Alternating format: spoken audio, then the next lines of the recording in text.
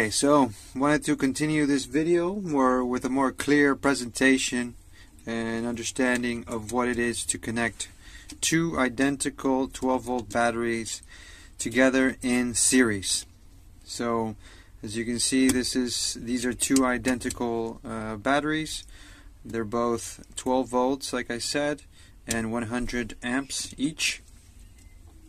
So eventually, with a series connection, which is basically connecting the negative and the positive of two different batteries together to make a 24 volt and maintaining the same amps. So of course, your wires will also be thinner. You'll be carrying less current but more volts, and of course you have to also make sure that your inverter is also a 24 volts inverter, and also that of course your charge controller can handle this. And I have specs of course below in the video if you want more details over the charge controller or batteries or inverters or even solar panels. So my entire solar system can be found online. But without further ado, just wanted to complete this connection. As you can see here on my positive side, I already have a fuse here for the positive cable that goes towards the inverter, and my block as well.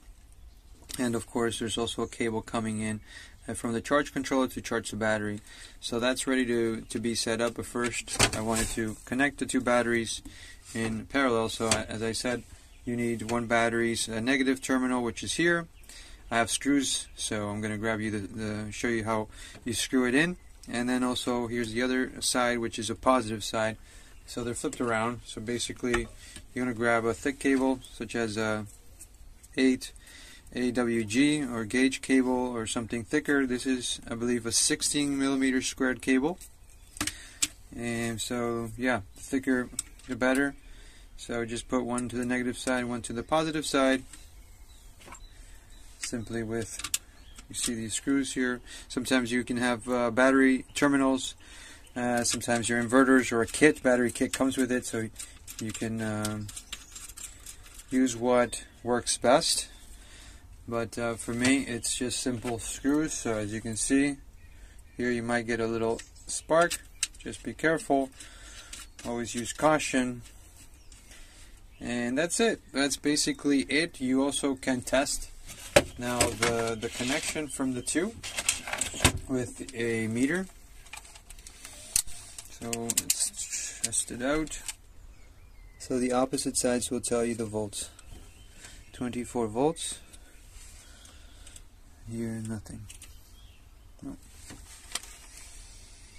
And then of course for the amps, you also can get here the right amps.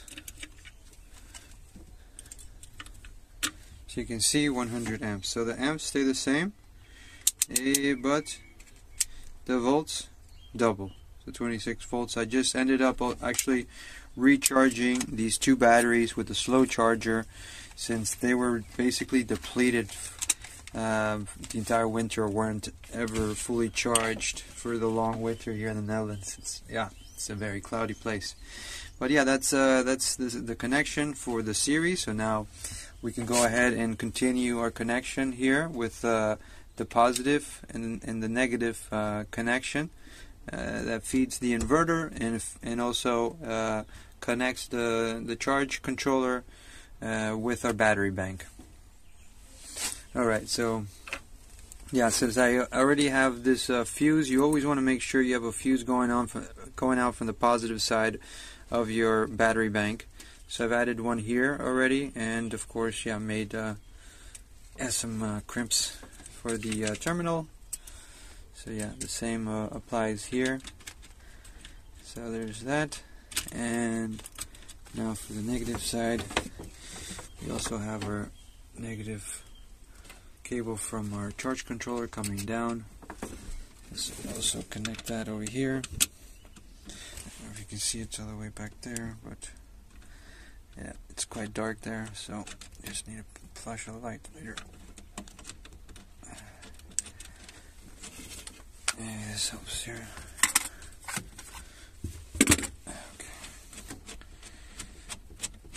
Okay, so that's going in fine. Okay, and also, almost forgot this guy, of course.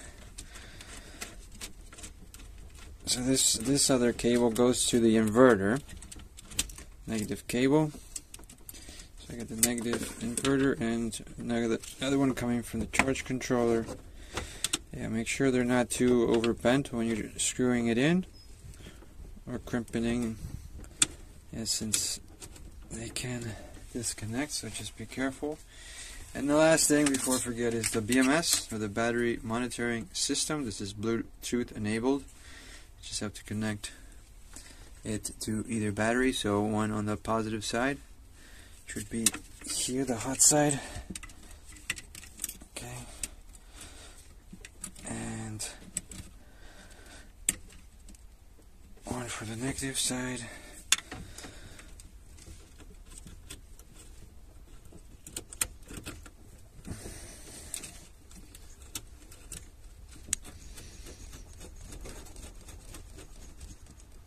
Okay, I think we are good to go now.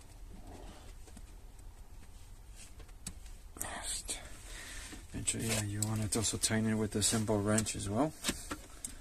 So, got it on, and just give it a few twists until it's nicely fastened, especially the ones with multiple cables around it.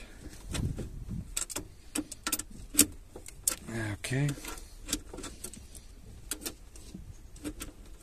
Alright, other side.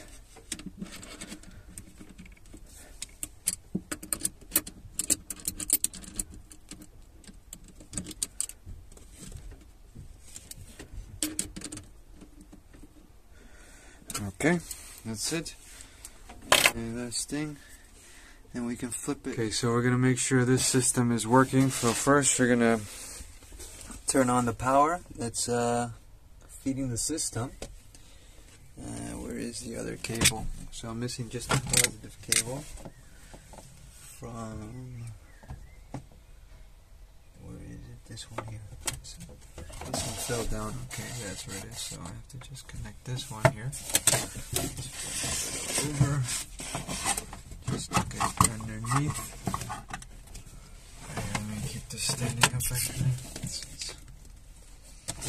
Okay, so this cable just needs to be connected to the charge controller, and then we have power. So let's make sure this is a 6 square millimeters squared cable. This is the thickest cable that can fit in here into my EPVer 2210. So there you see the power on. So I have to screw it in.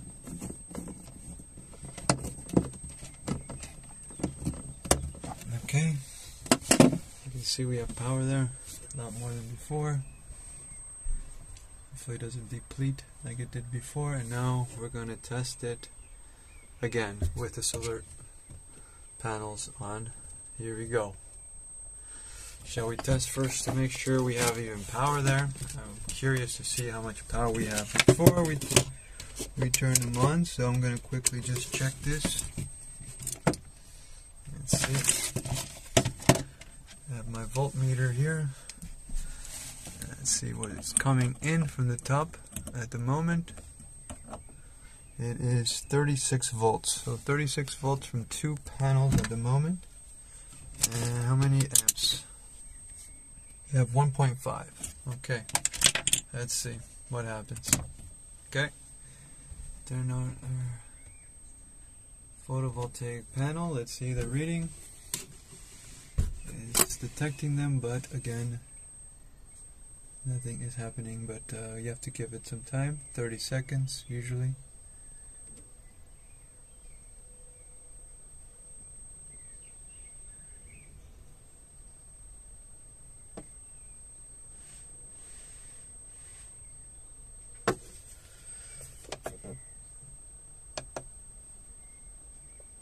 It's 24 volts, but 0 amps. Let's give it some time.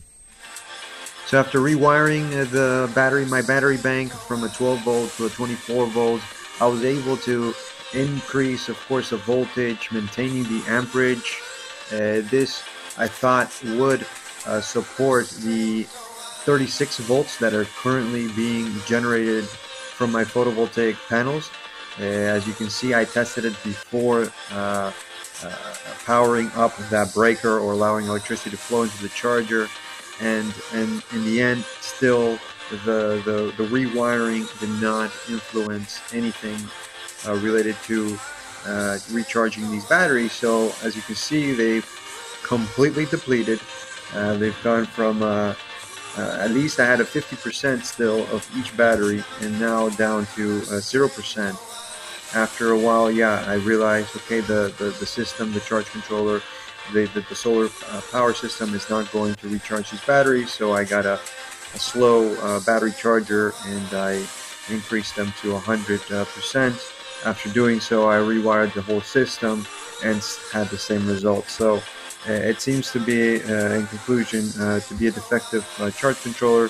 So this is something that I am working on repairing in the next video. So stay tuned for that, and thanks for watching. Much love. Peace.